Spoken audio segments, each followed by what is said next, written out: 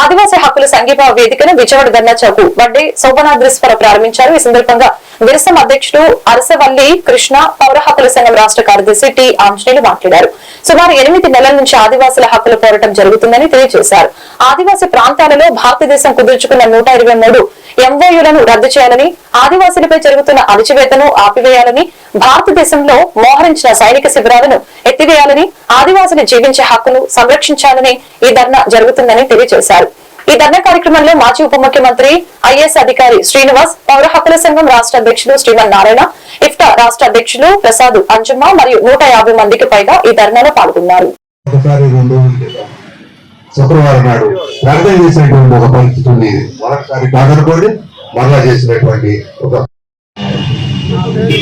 ఆంజనేయులు, పౌర హక్కుల సంఘం రాష్ట్ర సహాయ కార్యదర్శి. ఆదివాసీ హక్కుల పోరాట సంఘీభావ వేదిక తరఫున ఈరోజు ఇక్కడ ధర్నా నిర్వహిస్తున్నాం. ముఖ్యంగా ఆదివాసీల మధ్య భారతంలో కేంద్ర ప్రభుత్వం మౌలిక సంస్థలతో ఎంఓయూలు కుదుర్చుకొని అక్కడ ఉన్న ఖనిజ సంపద దోచేందుకు అక్కడ ఆదివాసుల హరణ కార్యక్రమం మొదలుపెట్టింది.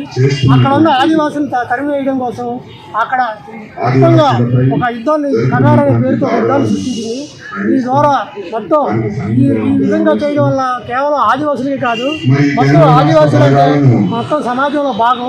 అక్కడ వాళ్ళు మొత్తంగా అడవులను రక్షించడం ద్వారా ఇక్కడ దేశంలోని అనేక ప్రాంతాల్లో పర్యావరణాన్ని కాపాడుతున్నారు. ఈ మొత్తంగా ఆదివాసులు చేస్తున్న పోరాటానికి వాళ్ళ మీద దాడులకు వ్యతిరేకంగా రాష్ట్ర వ్యాప్తంగా ఈ ఉభయ 2 రాష్ట్రాల్లో వేదిక ఏర్పడింది. ఈ వేదిక తరఫున అనేక కార్యక్రమాలు నిర్వహిస్తున్నాం. అందులో భాగంగా ఈరోజు ఇక్కడ ధర్నా చౌక్లో అరసవల్లి కృష్ణ.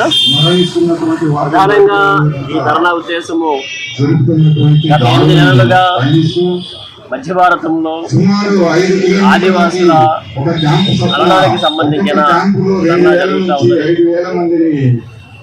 మొత్తం ఒక 10 ప్రజా సంఘాలు, రచయితలు, జర్నలిస్టులు, న్యాయవాదులు కలగలిసిన ఆదివాసుల సంఘీభావ పోరాట వేదిక తరఫున జరుగుతున్న ధర్నాలో ప్రధానంగా 3 డిమాండ్లను ఈ ధర్నా ద్వారా ఒకటి, ఆదివాసీ ప్రాంతాలలో భారత ప్రభుత్వం కుదుర్చుకున్న 123 ఎంఈఓలను రద్దు చేయాలని, అలానే ఆదివాసులపై జరుగుతున్న అణచివేత ధోరణిని ఆపాలని, మధ్య భారతంలో మోహరించిన సైనిక శిబిరాలను ఎత్తివేయాలని, ఆదివాసుల జీవించే హక్కును సంరక్షించాలనే ఉద్దేశంతో ఈ ధర్నా జరుగుతూ ఉన్నది.